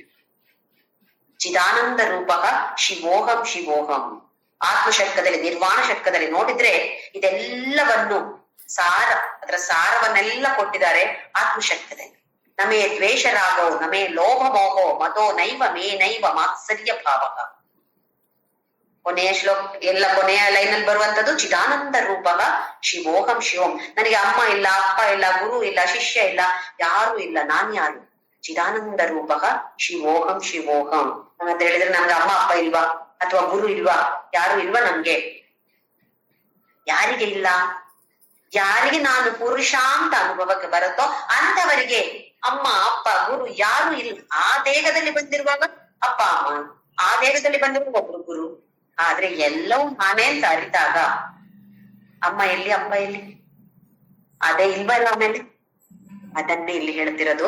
ಶರೀರಸ್ಥೋಪಿ ಕೌಂತೆಯ ಕರೋತಿ ನ ಲಿಪ್ಯತೆ. ಏನು ಅಟ್ಯಾಚ್ಮೆಂಟ್ ಇಲ್ಲ, ಯಾವುದನ್ನು ಯಾವ ಕೆಲಸವನ್ನು ಮಾಡೋದಿಲ್ಲ. ನಮ್ಗಿವಾಗ ರಾತ್ರಿ ಕನಸು ಕಾಣ್ತೀವಿ, ನಿದ್ದೆ ಮಾಡಿದಾಗ ಕನಸು ಕಾಣ್ತೀವಿ. ಬೆಳಿಗ್ಗೆ ಎಚ್ಚರ ಆದಾಗ ಅಪ್ಪ ಅದೊಂದು ಕನಸು ಮಾತ್ರ. ಬೇರೆ ಬೇರೆ ಜನವ ಕನಸು ಕಂಡಿದ್ದು ಒಂದು ವ್ಯಕ್ತಿ, ಎದ್ದಿದ್ದು ಬೇರೆ ವ್ಯಕ್ತಿಯ? ಅದೇ ವ್ಯಕ್ತಿ ತಾನೆ. ಕನಸು ಕಂಡ ವ್ಯಕ್ತಿಯೇ ಮತ್ತೆ ಎಚ್ಚರವಾಗಿದ್ದದ್ದು, ಅಂದ್ರೆ ವ್ಯಕ್ತಿ ಸೇಮ್ ಅದು. ಆ ಪುರುಷ ಇರುವ ಕಾರಣ ಕನಸು ಅಂತ ಗೊತ್ತಾಯ್ತು. ಕೆಲವೊಂದ್ಸಲ ಕೆಟ್ಟ ಕನಸು ಬಂದ್ರೆ ಹೇಗಾಗುತ್ತೆ? ಅಬ್ಬ ಬಚಾವ್ ನಾನು, ಅದೊಂದು ಕನಸಲ್ವಾ ಅಂತ ಅನ್ಸತ್ತೆ. ಆದ್ರೆ ಆ ಕನಸಿನಲ್ಲಿದ್ದಾಗ ಹೇಗ ಅನ್ಸ್ತಾ ಇತ್ತು? ಅಲ್ಲಿ ಒಂದು ಹಾವು ಬಂದ್ರೆ, ಕನಸಲ್ಲಿ ಹಾವು ಕಂಡ್ರೆ ಎಷ್ಟು ಭಯಪಟ್ಟು ಅಂತ ಕಿರ್ಚಾಡ್ತೀವಿ. ಅದೇ ಸತ್ಯ ಅಂತ ಅನ್ಕೊಳ್ತಾ ಇದ್ದೀವಿ. ಅದನ್ನೇ ಶಂಕರಾಚಾರ್ಯ ಹೇಳ್ತಾರೆ, ಬ್ರಹ್ಮ ಸತ್ಯ ಜಗನ್ ಮಿಥ್ಯ. ಮಿಥ್ಯ ಅಂತ ಹೇಳಿದ್ರೆ ಸುಳ್ಳು ಅಂತಲ್ಲ, ಶಾಶ್ವತವಾಗಿ ಯಾವುದು ಇದೆಯೋ ಅದನ್ನು ಸತ್ಯ ಅಂತ ಹೇಳುದು, ಶಾಶ್ವತವಾಗಿ ಯಾವುದು ಇಲ್ಲವೋ ಅದನ್ನು ಮಿಥ್ಯ ಅಂತ ಹೇಳುದು. ಹಾಗಾಗಿ ಜಗನ್ ಮಿಥ್ಯ. ಸುಮಾರು ಜನ ಹೇಳ್ತಾರೆ, ಓ ಶಂಕರಾಚಾರ್ಯ ಜಗನ್ ಮಿಥ್ಯ ಅಂತ ಹೇಳಿದರೆ ನಮ್ಮ ಕಣ್ಣಿಗೆ ಕಾಣ್ತಾ ಇದೆ ಪ್ರಪಂಚ, ಹೇಗೆ ಅದನ್ನ ಸುಳ್ಳು ಅಂತ ಹೇಳೋದು? ಸುಳ್ಳು ಅಂತಲ್ಲ, ಯಾವುದು ಶಾಶ್ವತವಾಗಿ ಇಲ್ಲವೋ ಇರೋದಿಲ್ವೋ ಅದನ್ನು ಮಿಥ್ಯ ಅಂತ ಹೇಳೋದು, ಯಾವುದು ಶಾಶ್ವತವಾಗಿ ಇರತ್ತೆಯೋ ಅದನ್ನು ಮಾತ್ರ ಸತ್ಯ ಅಂತ ಹೇಳೋದು. ಮುಂದಿನ ಶ್ಲೋಕ 33, 34 ಒಂದೇ ತರದ ಶ್ಲೋಕಗಳು. ಯಥಾ ಸರ್ವಗತಂ ಸೌಕ್ಷ್ಮ್ಯಾತ್ ಆಕಾಶಂ ನೋಪಲಿಪ್ಯತೆ ಸರ್ವತ್ರಾವಸ್ಥಿತೋ ದೇನೆ ತಥಾತ್ಮಾನೋಪಲಿಪ್ಯತೆ ಯಥಾ ಪ್ರಕಾಶಯತ್ಯೇಕಃ ಕೃತ್ಸ್ನಂ ಲೋಕಮಿಮಂ ರವಿಃ ಕ್ಷೇತ್ರಂ ಕ್ಷೇತ್ರೀ ತಥಾ ಕೃತ್ಸ್ನಂ ಪ್ರಕಾಶಯತಿ ಭಾರತ. ಈಗ ಭಗವಂತ ಪುರುಷ ಅಂತ ಹೇಳೋದನ್ನ ಹೋಲಿಸುವ ಪ್ರಯತ್ನ ಮಾಡ್ತಾ ಇದ್ದಾನೆ ಅಂತ ಹೇಳಿ ನಮ್ಗೆ ಅರ್ಥ ಆಗೋದಕ್ಕೋಸ್ಕರ. ಇಲ್ಲದೆ ಇದ್ರೆ ಪುರುಷನನ್ನ ಯಾವುದಕ್ಕೂ ಹೋಲಿಸ್ಲಿಕ್ಕೆ ಸಾಧ್ಯ ಇಲ್ಲ. ಆದ್ರೆ ಸ್ವಲ್ಪ ಸ್ವಲ್ಪವಾಗಿ ನಮ್ಗೆ ಅರ್ಥ ಮಾಡೋದಕ್ಕೋಸ್ಕರ ಒಂದು ಆಕಾಶ, ಇನ್ನೊಂದು ಪ್ರಕಾಶ, ಇದೆರಡಕ್ಕೂ ಹೋಲಿಸಿ ಏನ್ ಹೇಳ್ತಿದ್ದಾನೆ ಅಂತ ನೋಡೋಣ. ಯಥಾ ಸರ್ವಗತ ಸೌಕ್ಷ್ಮ್ಯಾತ್ ಆಕಾಶಂ ನ ಉಪಲಿಪ್ಯತೆ. ಮತ್ತೆ ಪಂಚಭೂತಗಳಲ್ಲಿ ಅತ್ಯಂತ ಸೂಕ್ಷ್ಮವಾದದ್ದು ಅಂತ ಹೇಳಿದ್ರೆ ಆಕಾಶ, ಅತ್ಯಂತ ಸ್ಥೂಲವಾದದ್ದು ಭೂಮಿ. ಮತ್ತೆ ನಮ್ಮ ಬೆರಳುಗಳಲ್ಲಿ ಹೇಳೋದಿದ್ರೆ ಮಧ್ಯದ ಬೆರಳಿನಿಂದ ಶುರು ಮಾಡಿದ್ರೆ ಎತ್ತರವಾಗಿರುವಂತದ್ದು. ನಮ್ಗೆ ಆಕಾಶ ಅಂತ ಹೇಳಿದ ತಕ್ಷಣ ಮೇಲೆ ನೆನಪಾಗೋದಲ್ವಾ, ನೀಲಿ ಆಕಾಶ. ಹಾಗೆ ನೆನ್ಪಿಟ್ಕೊಂಡ್ರೆ ಇದು ಎತ್ತರ ಅಂತ ನೆನ್ಪಿಟ್ಕೊಳ್ಬಹುದು, ಮಧ್ಯದ ಬೆರಳು ಆಕಾಶ. ಆಮೇಲೆ ಈ ಕಡೆಯಿಂದ ಹೋದಾಗ ಇದು ಗಾಳಿ, ಹೆಬ್ಬೆರಳು ಅಗ್ನಿ, ಸಣ್ಣ ಕಿರುಬೆರಳು ಜಲ, ಉಂಗುರ ಬೆರಳನ್ನ ಪೃಥ್ವಿ ಹೇಳೋದು. ಇದು ಮಧ್ಯದ ಬೆರಳಲ್ಲಿ ತೋರಿಸುವಂತದ್ದು ಆಕಾಶ, ಅತ್ಯಂತ ಸೂಕ್ಷ್ಮವಾಗಿರುವಂತದ್ದು. ಅದರ ಹತ್ತಿರ ಇರುವಂತಹ ಪೃಥ್ವಿ ಇದು ಅತ್ಯಂತ ಸ್ಥೂಲವಾಗಿರುವಂತದ್ದು. ಇಲ್ಲಿ ಆಕಾಶ ಅಂತ ಹೇಳಿದ್ರೆ ಅತ್ಯಂತ ಸೂಕ್ಷ್ಮವಾಗಿರುವಂತಹ ಪಂಚಮಹಾಭೂತಗಳಲ್ಲಿ ಒಂದು. 5 ಪಂಚಮಹಾಭೂತಗಳಲ್ಲಿ ಸೂಕ್ಷ್ಮವಾಗಿರುವಂತದ್ದು, ಅತ್ಯಂತ ಸೂಕ್ಷ್ಮ ಅಂತ ಹೇಳಿದ್ರೆ ಆಕಾಶ. ಆತ್ಮ ಅಂತ ಹೇಳುದು ಇದಕ್ಕಿಂತಲೂ ಸೂಕ್ಷ್ಮವಾಗಿರುವಂಥದ್ದು. ಆದ್ರೆ ಸ್ವಲ್ಪವಾಗಿ ಈ ಆಕಾಶ ಜೊತೆ ಹೋಲಿಸ್ತಾ ಇದ್ದಾನೆ ಭಗವಂತ. ಯಥಾ ಸರ್ವಗತಂ, ಎಲ್ಲ ಕಡೆ ವ್ಯಾಪಿಸ್ಕೊಂಡಿದೆ. ಆಕಾಶ ಅಂತ ಹೇಳಿದ್ರೆ ಮಧ್ಯದಲ್ಲಿ, ನಿಮ್ಮ ಮಧ್ಯದಲ್ಲಿ ಇರುವಂತಹ ಜಾಗ, ಪೃಥ್ವಿ ಅಲ್ಲ, ಅದು ಖಾಲಿ ಜಾಗವೂ ಅಲ್ಲ, ಅದು ಪ್ರಕೃತಿಯ ಒಂದು ರೂಪ. ಇದನ್ನ ಗಮನಿಸಿ ನೋಡೋಣ. ಅದು ಬೆಂಗಳೂರು ಆಕಾಶ ಅಂತ ಹೇಳಿದ್ರೆ ಮೇಲಿನ ನೀಲಿ ಆಕಾಶ ಅಲ್ಲ, ಅದು ಬೇರೆ, ಅದು ಕೂಡ ಇದರಲ್ಲಿ ಬರುತ್ತೆ. ಆದ್ರೆ ನಿಮ್ಮ ಮಧ್ಯದಲ್ಲಿ ಇರುವಂತಹ ಜಾಗವನ್ನ ನಾವು ಆಕಾಶ ಅಂತ ಹೇಳುವಂಥದ್ದು. ಇದನ್ನ ಗಮನಿಸಿದ್ರೆ ಎಲ್ಲ ಕಡೆಯೂ, ಪ್ರಪಂಚದಲ್ಲಿ ಎಲ್ಲ ಕಡೆಯೂ ಆಕಾಶ ಇದ್ದೇ ಇದೆ. ಏನಾದ್ರೂ ವ್ಯತ್ಯಾಸ ಇದೆಯಾ? ಬೆಂಗಳೂರಿನಲ್ಲಿರುವ ಆಕಾಶ, ಬೇರೆ ಬೇರೆ ಊರುಗಳಲ್ಲಿರುವ ಆಕಾಶ, ಅದು ಅಮೆರಿಕದಲ್ಲೇ ಇರ್ಬೋದು, ಆಸ್ಟ್ರೇಲಿಯಾದಲ್ಲಿ ಇರ್ಬೋದು, ನೆದರ್ಲ್ಯಾಂಡ್ಸ್ ಇರ್ಬೋದು, ಯಾವುದೇ ದೇಶಗಳಲ್ಲಿ ನೋಡಿದ್ರು ಕೂಡ ಆ ಆಕಾಶ ಅಂತ ಹೇಳೋದು ಒಂದೇ, ಏನು ವ್ಯತ್ಯಾಸ ಇಲ್ಲ. ಹಾಗೆಯೇ ಈ ಪರಮಾತ್ಮ ಪುರುಷ ಎಲ್ಲ ಕಡೆ ಸರ್ವಗತ, ಎಲ್ಲ ಕಡೆಯೂ ಇದ್ದಾನೆ, ಎಲ್ಲ ಕಡೆಯೂ ಒಂದೇ ಸಮಾನವಾಗಿದ್ದಾನೆ, ಏನು ವ್ಯತ್ಯಾಸ ಇಲ್ಲ. ನಮ್ಗೆ ಅರ್ಥ ಮಾಡುವುದಕ್ಕೋಸ್ಕರ ಆಕಾಶ ಜೊತೆ ಹೋಲಿಸ್ತಾ ಇದ್ದಾನೆ. ಇದು ಆಕಾಶಕ್ಕಿಂತಲೂ ಸೂಕ್ಷ್ಮವಾಗಿರುವಂತ. ಆಮೇಲೆ ಈ ಆಕಾಶ, ಈಗ ಇಲ್ಲಿರುವ ಆಕಾಶ ಇಲ್ಲಿಂದ ಬೇರೆ ಕಡೆ ಹೋಗತ್ತಾ? ಗಾಳಿ ಹೋಗತ್ತೆ, ಗಾಳಿಗೆ ಚಲನೆ ಇದೆ. ಆಕಾಶಕ್ಕೆ ಚಲನೆ ಇದೆಯಾ? ಮೋಡ ಚಲಿಸುತ್ತೆ. ಆದ್ರೆ ಈ ಆಕಾಶ ಅಂತ ಹೇಳೋದು ಅದಕ್ಕೆ ಚಲನೆ ಇದೆಯಾ? ಅಚಲ. ಇಲ್ಲಿರುವ ಆಕಾಶ ಅಲ್ಲಿಗೆ ಯಾವತ್ತೂ ಹೋಗುದಿಲ್ಲ, ಅದು ಇಲ್ಲಿಯೇ ಇರುತ್ತೆ. ನಾವೊಂದು ಮನೆ ಕಟ್ಟಿದ್ರೆ ಈ ಭೂಮಿಯ ಮೇಲೆ ಈ ಆಕಾಶವನ್ನ ಆವರಿಸಿಕೊಂಡು ಮನೆಯನ್ನ ಕಟ್ತೀವಿ. ಆಕಾಶ ಬೇರೆ ಎಲ್ಲಾದ್ರೂ ಹೋಯ್ತಾ? ಅದು ಅಲ್ಲೇ ಇದೆ. ಅದೇ ಗೊತ್ತು. ಅದನ್ನ ತೆಗೆದು ನೋಡಿ, ಆ ಬಿಲ್ಡಿಂಗ್ ಅನ್ನ ಕಟ್ಟಿದ ಕಟ್ಟಡವನ್ನ ತೆಗೆದು ನೋಡಿ, ಆಕಾಶ ಅಲ್ಲೇ ಇದೆ, ಎಲ್ಲಿಗೂ ಹೋಗೋದಿಲ್ಲ. ಆ ಆಕಾಶಕ್ಕೆ ಯಾವ್ದಾದ್ರೂ ಆಕಾರ ಇದೆಯಾ? ಯಾವ ಆಕಾರವೂ ಇಲ್ಲ. ಪೃಥ್ವಿ, ಭೂಮಿಗೆ ಆಕಾರ ಇದೆ, ಈ ಆಕಾಶಕ್ಕೆ ಯಾವ ಆಕಾರವೂ ಇಲ್ಲ. ಹಾಗೆಯೇ ಆಕಾರ ಮಾತ್ರ ಕೂಡ ಯಾವ ಆಕಾರವೂ ಇಲ್ಲ, ಯಾವ ಗುಣಗಳು ಇಲ್ಲ. ಆಕಾಶಕ್ಕೆ ಯಾವ್ದಾದ್ರು ಗುಣಗಳಿದ್ಯಾ? ಆಕಾಶಕ್ಕೆ ಯಾವ ಗುಣವೂ ಇಲ್ಲ, ಪರಮಾತ್ಮನಿಗೂ ಯಾವ ಗುಣವೂ ಇಲ್ಲ. ಈ ಆಕಾಶವನ್ನ ಖಂಡವಾಗಿ ಮಾಡಕ್ಕಾಗತ್ತ? ವಿಭಾಗವಾಗಿ ಮಾಡಕ್ಕಾಗತ್ತ? ನಾವೀಗ ವಿಭಾಗಿಸಿದ್ದೇವೆ, ಹೀಗೆ ಇದು ಆಸ್ಟ್ರೇಲಿಯಾ, ಇದು ಭಾರತ, ಇದು ಹೀಗೆ ಅಂತ ನಾವು ವಿಭಾಗಿಸಿದ್ದೇವೆ. ನಿಜವಾಗಿ ಅದು ನಮ್ಗೆ ವಿಭಾಗ ಮಾಡಕ್ಕಾಗತ್ತ? ವಿಭಾಗ ಮಾಡೋ ಹಾಗಿಲ್ಲ. ಇಲ್ಲ, ಈ ಪ್ರಕೃತಿಯಿಂದಾಗಿ ನಾವು ಹೀಗೆ ವಿಭಾಗ ಮಾಡಿದ್ದೇವೆ ಅಷ್ಟೇ ಹೊರತು ನಿಜವಾಗಿ ಆದ್ರೂ ಅದಕ್ಕೆ ವಿಭಾಗ ಮಾಡುವಂತ ರೂಪವೇ ಅಲ್ಲ ಅದು. ಹಾಗೆಯೇ ಪರಮಾತ್ಮ. ನಾವೀಗ ನಾನು ಇದು, ನನ್ನ ದೇಹ ಜ್ಯೋತಿ ಅಂದ್ರೆ ಇದು, ಇನ್ನೊಬ್ರು ಅಂತ ಇದು, ಇನ್ನೊಂದು ವಸ್ತು ಅಂತ ಇದು ಅಂತ ನಾವೀಗ ಪ್ರಕೃತಿಯ ಮೂಲಕವಾಗಿ ಗುಣಗಳಿಂದಾಗಿ ನಾವು ವಿಭಾಗ ಮಾಡಿಕೊಂಡಿದ್ದೇವೆ ಅಷ್ಟೇ ಹೊರತು ನಿಜವಾಗಿ ಆದ್ರೂ ಆ ಪುರುಷನಿಗೆ ಯಾವ ವಿಭಾಗವೂ ಇಲ್ಲ, ಯಾವ ಬದಲಾವಣೆ ಇಲ್ಲ. ಈ ಆಕಾಶದಲ್ಲಿ ಯಾವತ್ತಾದ್ರೂ ಬದಲಾವಣೆ ಬರುತ್ತಾ?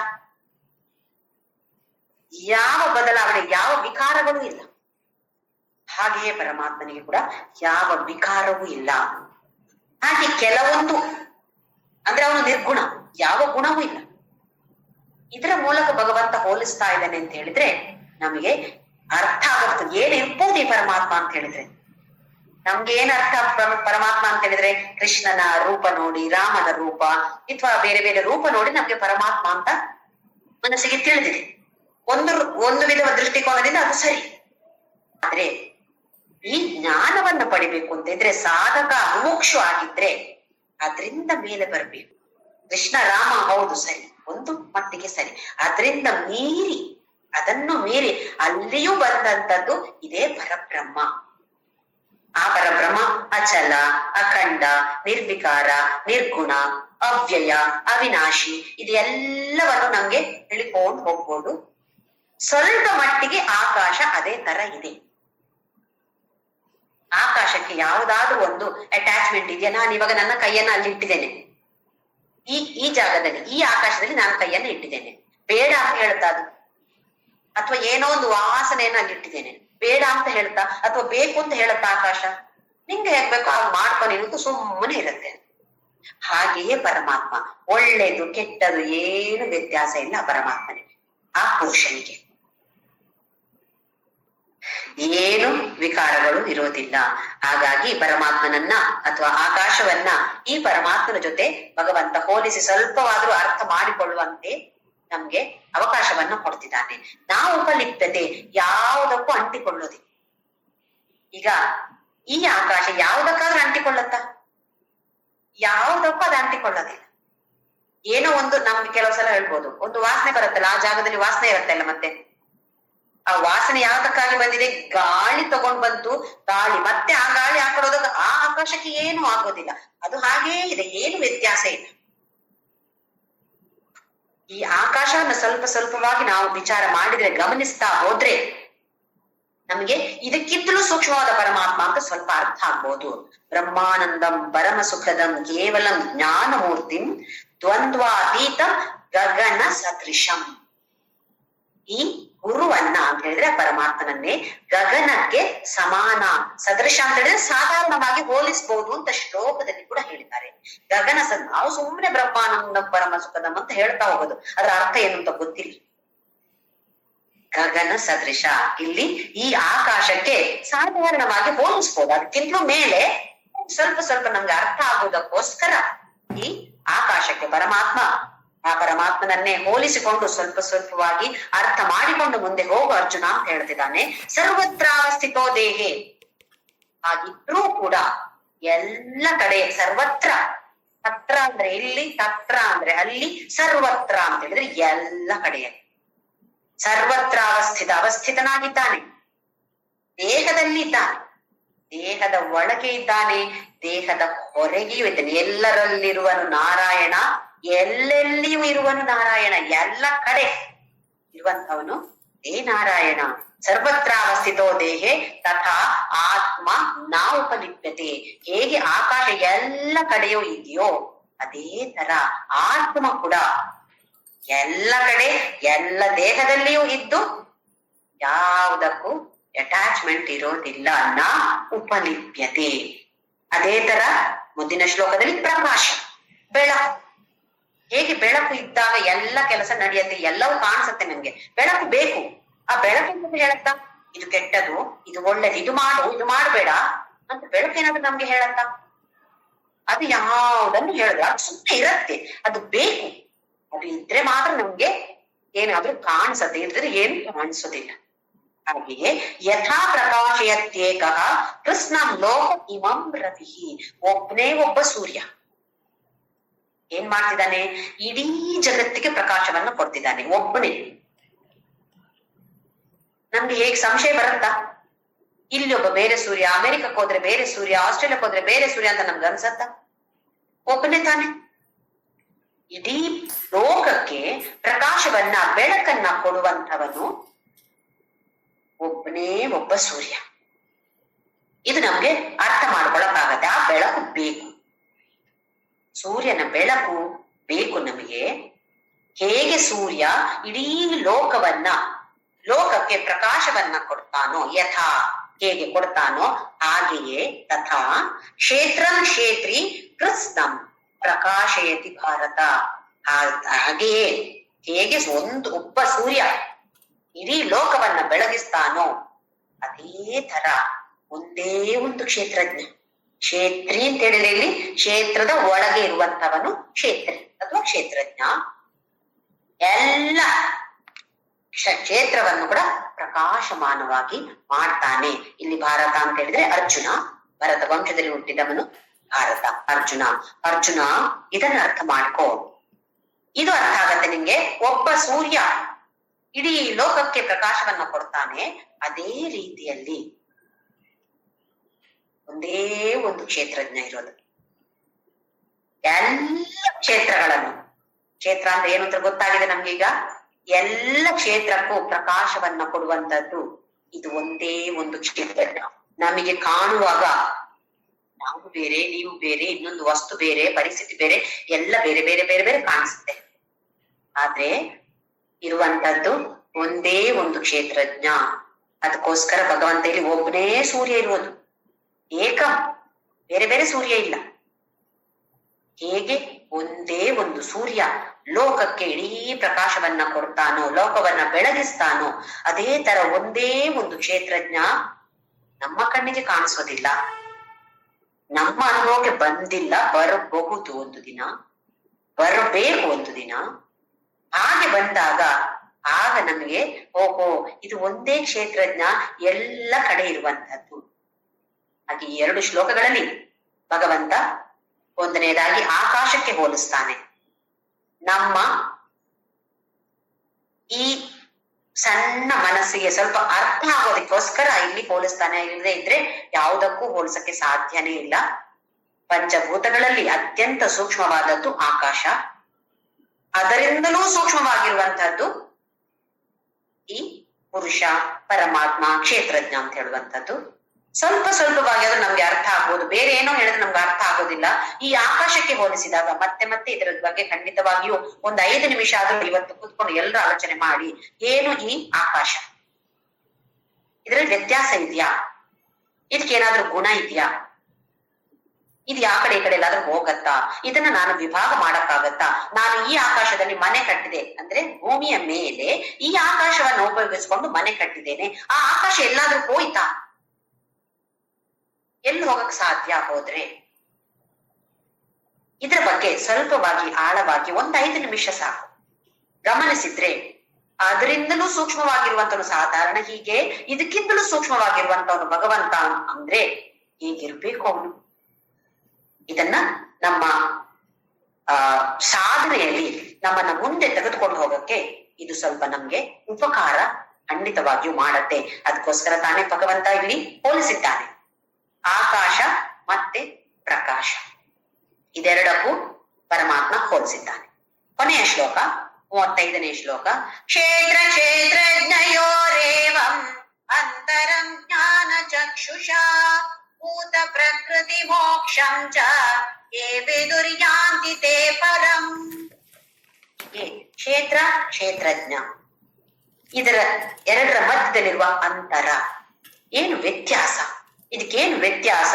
ಅಂತರಂ ಜ್ಞಾನ ಚಕ್ಷುಷ, ಸುಮ್ನೆ ಮೇಲಿಂದ ಮೇಲೆ ನೋಡುವಂಥದ್ದಲ್ಲ, ಆ ಜ್ಞಾನ ದೃಷ್ಟಿಯಿಂದ ಯಾರು ಈ ತರ ತಿಳಿದುಕೊಳ್ತಾರೋ ಇದರ ಬಗ್ಗೆ, ಕ್ಷೇತ್ರಜ್ಞ, ಪುರುಷ, ಪ್ರಕೃತಿ ಇದರ ಬಗ್ಗೆ ಯಾರು ಅರಿತುಕೊಳ್ತಾರೋ, ಸುಮ್ನೆ ಓದಿ ಅರ್ಥ ಮಾಡ್ಕೊಳ್ಳೋದು ಅಂತಲ್ಲ.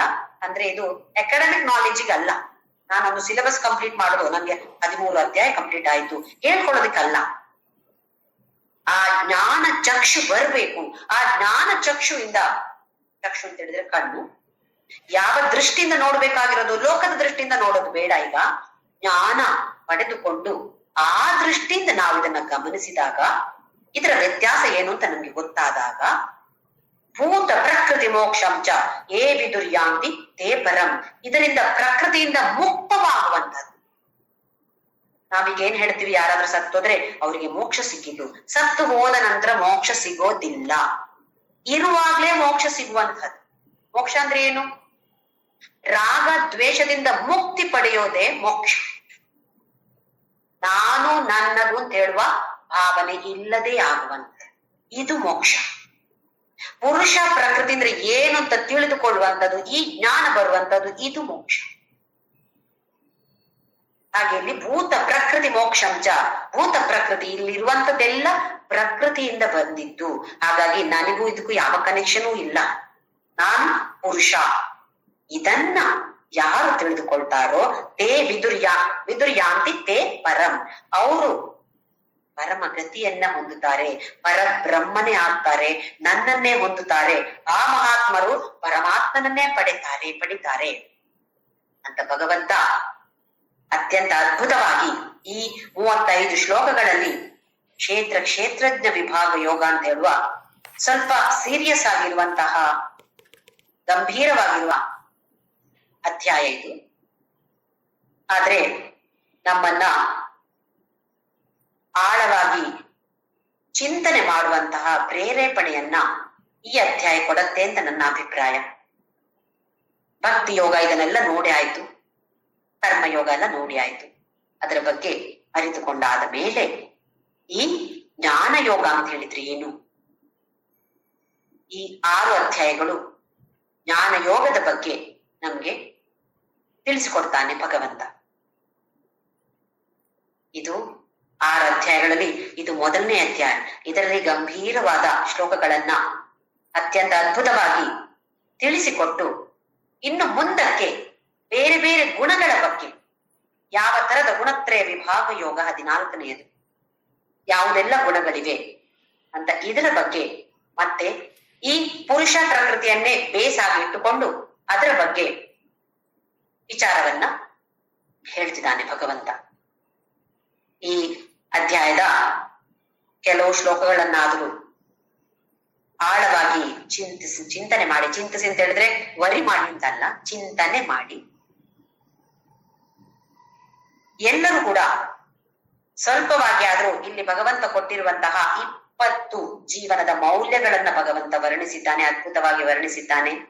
ಅದರ ಬಗ್ಗೆಯೂ ಸ್ವಲ್ಪ ವಿಚಾರವನ್ನ ಮಾಡಿ ನಾನು ಹೇಗೆ ಈ ಮೌಲ್ಯಗಳನ್ನ ಬೆಳೆಸಿಕೊಳ್ಬಹುದು, ನನ್ನಲ್ಲಿ ಇದೆಯೋ ಇಲ್ವೋ, ಇಲ್ಲದೆ ಇದ್ರೆ ನಾನು ಇದನ್ನ ಬೆಳೆಸಿಕೊಳ್ಬೇಕು, ಇದ್ರೆ ಇದನ್ನ ಇನ್ನೂ ಗಟ್ಟಿಯಾಗಿ ಮುಂದಕ್ಕೆ ತೆಗೆದುಕೊಂಡು ಹೋಗ್ಬೇಕು ನಾನು ಅಂತ ಹೇಳೋ ವಿಚಾರವನ್ನ ಮಾಡಿ ಪುರುಷ ಪ್ರಕೃತಿ, ಕ್ಷೇತ್ರಜ್ಞ, ಜ್ಞಾನ ಜ್ಞೇಯ ಇದರ ಬಗ್ಗೆ ತಿಳಿದುಕೊಂಡು ಈ ಸಾಧನಾ ಪಥದಲ್ಲಿ ಸಾಧಕರಾಗಿ ಮುಮುಕ್ಷುಗಳಾಗಿ ನನ್ನ ಧ್ಯೇಯ ಏನು ಅಂತ ಅರಿತುಕೊಂಡು ಮೋಕ್ಷವನ್ನು ಪಡೆಯೋದು ನನ್ನ ಧ್ಯೇಯ. ಅದರ ಜೊತೆ ಲೌಕಿಕವಾಗಿ ಆದ್ರೂ ಪಡೆದುಕೊಂಡ್ರೆ ಪರವಾಗಿಲ್ಲ, ಅದು ಬೇಡ ಅಂತ ಏನು ಹೇಳ್ಬೇಕಾದ ಅಗತ್ಯ ಇಲ್ಲ. ಅದು ಬಂದ್ರೆ ಬರ್ಲಿ, ಬಾರದೇ ಇದ್ರೂ ಪರವಾಗಿಲ್ಲ. ನನ್ನ ಧ್ಯೇಯ ಈಗ ಮೋಕ್ಷವನ್ನ ಪಡೆಯೋದು. ಅದಕ್ಕೆ ತಾನೇ ನಾವು ಈ ಅಧ್ಯಾತ್ಮ ಪಥದಲ್ಲಿ ಹೋಗ್ತಾ ಇರೋದು. ಇಲ್ಲದ್ರೆ ಧಾರ್ಮಿಕ ಪಥ ಸಾಕು ನಮ್ಗೆ. ಅಧ್ಯಾತ್ಮ ಪಥದಲ್ಲಿ ನಾವು ಹೋಗ್ತಾ ಇದ್ದೀವಿ ಅಂತ ಹೇಳಿದ್ರೆ ಖಂಡಿತವಾಗಿಯೂ ನಾವೆಲ್ಲರೂ ಮುಮುಕ್ಷುಗಳು, ಮೋಕ್ಷವೇ ನಮ್ಮ ಗುರಿ. ಈಗ ಎಲ್ರು ಕೂಡ ಸಾಧನಾ ಪಥದಲ್ಲಿ ನಾಮಸ್ಮರಣೆಯನ್ನ ಮಾಡ್ತಾ ಜೊತೆಯಾಗಿ ಎಲ್ರು ಮುಂದಕ್ಕೆ ಸಾಗೋಣ. ಓಂ ಶ್ರೀರಾಮ್ ಜಯ